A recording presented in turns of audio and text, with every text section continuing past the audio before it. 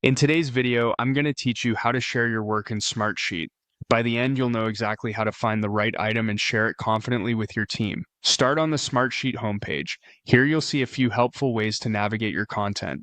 The suggested view highlights items you've opened recently or that Smartsheet thinks are most relevant, which is perfect when you want to move fast. If you're not seeing what you need there, switch to all workspaces to browse everything you have access to across your organization. Inside all workspaces, use the filter control to narrow things down quickly. Filtering helps you focus on what matters without scrolling through long lists. You can also use the search bar if you already know part of the name of the item you're looking for. Search is great for exact titles, while filters are best for refining broad lists.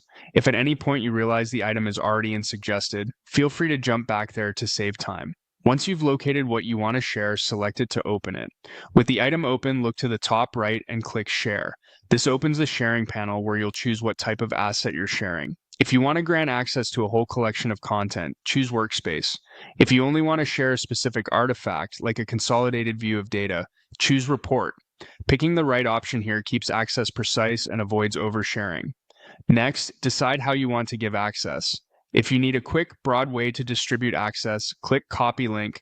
This is handy for posting in a team channel or sending a single message. If you prefer more targeted control, choose Add People and type in names, email addresses, or a group. Adding people directly helps you keep track of who has access. Depending on your plan and settings, you may see options to adjust access levels. Choose the lowest level that still lets people do their work and follow your organization's sharing guidelines. If link sharing is restricted in your workspace, use the Add People option instead. When everything looks right, click Done. Smartsheet saves your choices immediately, and your collaborators will be able to open the item from the link or from their own homepage.